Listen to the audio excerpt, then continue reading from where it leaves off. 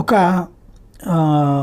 టోటల్గా exit polls అన్నీ ఈ దఫా హడావిడి ఎక్కువ జరగల మొన్నటికి మళ్ళీ, ఎందుకంటే మొన్న జరిగి ఫెయిల్ అవ్వడంతో ఈ దఫా జరగల. అందులో అప్పుడు కాంగ్రెస్ గెలుస్తోంది బీజేపీ ఓడిపోతుంది అన్నప్పుడు బాగా హైప్ వచ్చింది, మన దేశంలో మీడియా ద్వారానే అట్లా ఉంది కాబట్టి.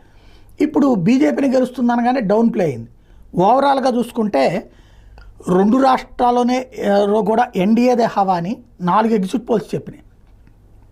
బీజేపీ, శివసేన, ఎన్సీపీతో కూడిన మహాయుతి 150 నుండి 195 సీట్లు టోటల్ సగటున లెక్కేస్తే వీళ్ళందరూ ఇచ్చింది. గెలుపు ఖాయమని 4 ఎగ్జిట్ పోల్స్ అంచనా వేసినాయి. Matrize, Chanakya strategies, Times Now, JVC సంస్థ, పీపుల్స్ పల్స్ ఈ 4 అంచనా వేసినాయి. మ్యాట్రిజ్ 150 నుంచి 170, పీపుల్స్ పల్స్ 175 నుంచి 195, చాణక్య స్ట్రాటజీస్ 152 నుంచి 160, టైమ్స్ నౌ, జేవీసీ వాళ్ళు 150 నుంచి 160 సీట్లు మహాయుతి కూటమికి వస్తాయని, విపక్ష కూటమికి 85 నుంచి 138 దాకా రావచ్చు అన్నది వీళ్ళ అంచనా.